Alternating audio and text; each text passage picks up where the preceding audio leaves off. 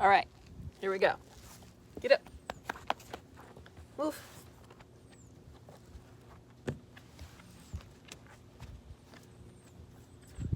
All right, we're gonna see how this goes.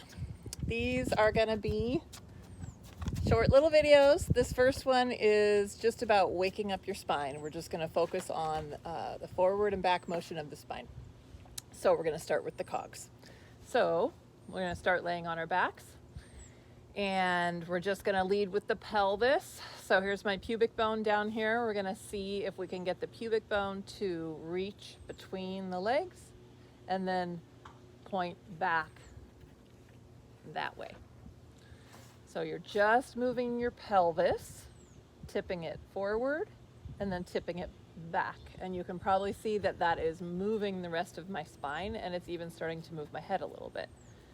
If you feel like it is also moving your head, great. You can exaggerate the motion that is happening. The motion that should be happening, that we're trying to achieve, is that the chin moves in the same direction as the pubic bone. So if this is my pubic bone and this is my chin, then as the pubic bone reaches between my legs and points that way, so will my chin. So my chin will come down. And then as the pubic bone reaches back, so will my chin. And I'm going to even exaggerate that motion so that we've got both of these round bone structures rotating that way and then rotating back that way.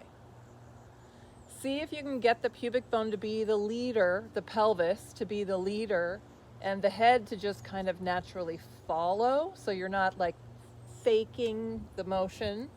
You're just letting the pelvis take your spine into extension through here, and that will naturally pull your chin downward. And then as you go back in the other direction, it should kind of push your chin back. What else you're going to feel is that as you're going that way, your spine is, your low back spine is lifting off the floor, maybe even some of your ribs. Your chest might be lifting up a little bit. The back of your neck, because your chin is being pulled this way, is going to be lengthening. So just go through that nice and slowly, and you're going to see if you can really allow the pelvis and the head to roll on the floor. As the pelvis rolls back that way, the low back is going to press to the ground. And you can exaggerate that too, and you'll get sort of a stretch or a lengthening through your lower back muscles. As it goes that way, you're going to feel the spine kind of lift up into an arch. And in this position, if you start to feel like, oh, I'm feeling kind of compression or any real sensation in the low back, you're probably overdoing it, maybe trying too hard or using your feet or legs too much, not letting your head or upper spine move enough. So see if you can just relax and go back to just rolling the pelvis in one direction and then the other direction. And we really want this to be a nice, relaxed motion that doesn't cause any pain anywhere. Okay, we're just waking up the spine a little bit, moving it incrementally.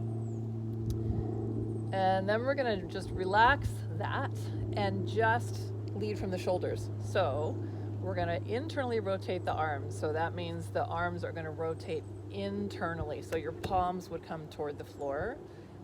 Your arms, that's your arms rotating sort of in toward your midline. Okay, so that's internal rotation. And if you keep taking them further and further and further in, they'll end up kind of popping off the ground. And if you keep going and keep going and keep going and keep going, it's going to bring you into that same cog-like motion.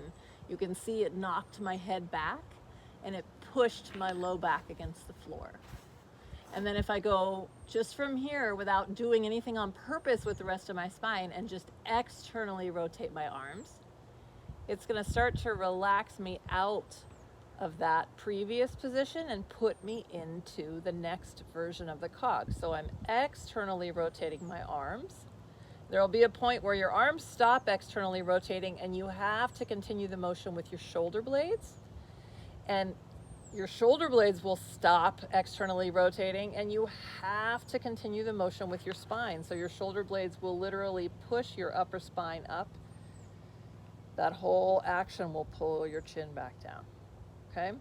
So if, again, that doesn't naturally happen, you're just doing the arms here. So you're internally rotating the arms and externally rotating the arms. If you can take that further and allow the motion to go through the entire thing, great. Externally rotating the arms, keep going, keep going, keep going, keep going. Allow it to become the rest of that cog. If that feels like you're faking it or it's confusing to you, then you're faking it. Just go back to moving the arms. Internal rotation, external rotation. The easiest one seems like for people to get the feel of it being natural is the internal rotation. So really rotate the arms in as far as you can, and then can I take them further? Can I take them further? Can I take them further? If I relax my neck and take them further, I won't have a choice but to have my head rock back. If that's not happening for you, you're probably holding tension in your neck that you don't realize you're holding, right? I could just internally rotate my arms here and not get out of their way and not keep going and not have this happen. I could just go like this. And then if I brace my neck, that's it. That's all I'm doing. But if I keep rotating, rotating, rotating and allow my neck to relax, that's going to happen. So if it feels natural for you, you can put all of that together. So you're internally rotating your arms until your head rocks back, and then you can press your low back to the floor and let that whole cog happen all at once.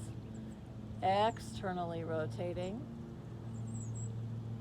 Shoulder blades press into the rib cage. It's gonna pull your chin down. It's gonna encourage your pelvis to go that way too. Okay? And then we'll just go back to relaxing the arms and just moving the pelvis and the head. So pelvis, chin and pubic bone going the same direction. Chin and pubic bone going the same direction. So you can just do it just like this, or if it feels like it would be a natural progression, do it and add the arms.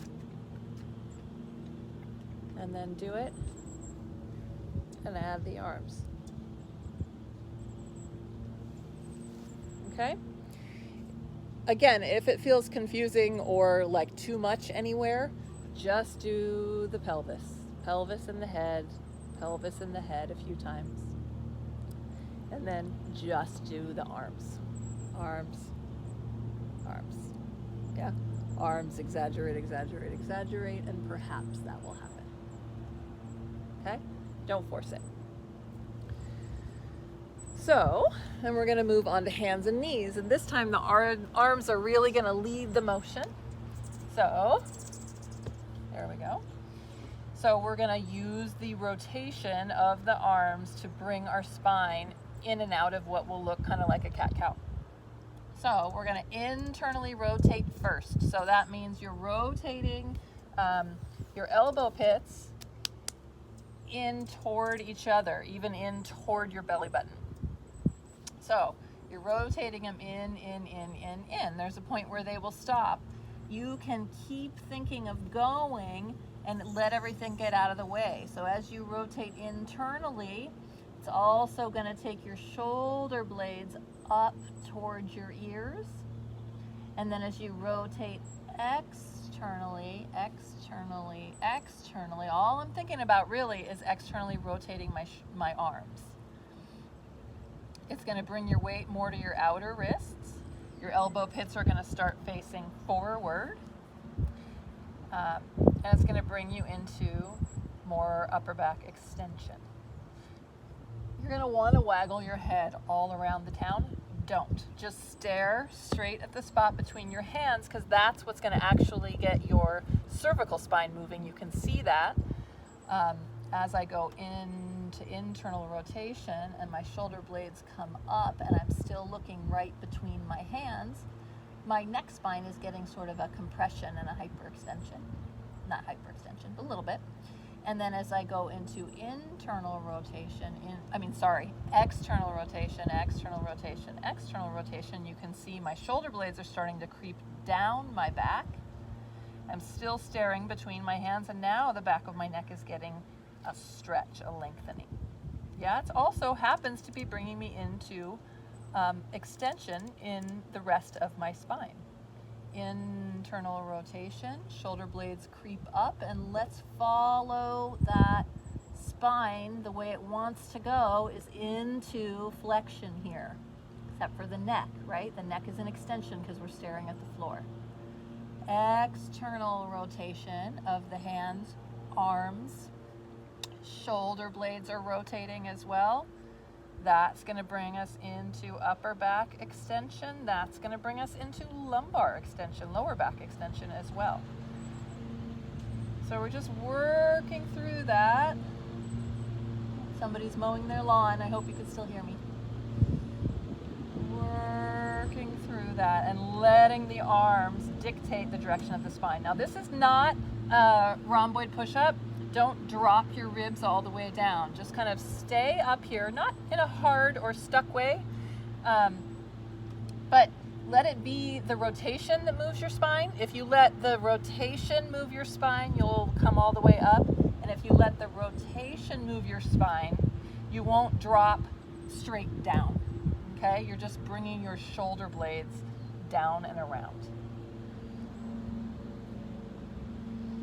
See if you can feel in your own spine where you move a little bit more and where you might move a little bit less. Most of us do a lot of moving down in the lumbar spine in this direction when we're going into extension, and not enough in the upper spine between the shoulder blades. And then the opposite is true, and I'm generalizing, but a lot of us are stuck in these places in this way. Internal rotation of the arms, we can get this upper back to really go into flexion, but the low back is a little bit harder to get to actually curve. So you're going to try to bring that curve down low and not just up high. So just play around with it. Just keep your gaze between your hands and see if by moving those arms and shoulder blades, you can allow for a lot of nice spinal motion.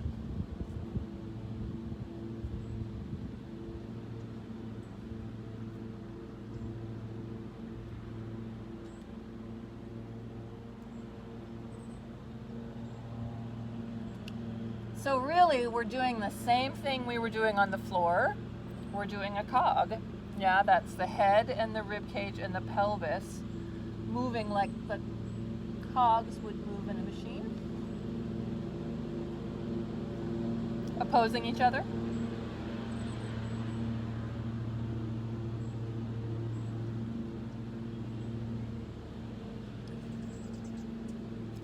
So all the while I'm doing this, I'm thinking some of you don't want to have your hands on the floor and be supporting yourself that way. So hopefully you all know that you could do this against a wall with your hands up against a wall.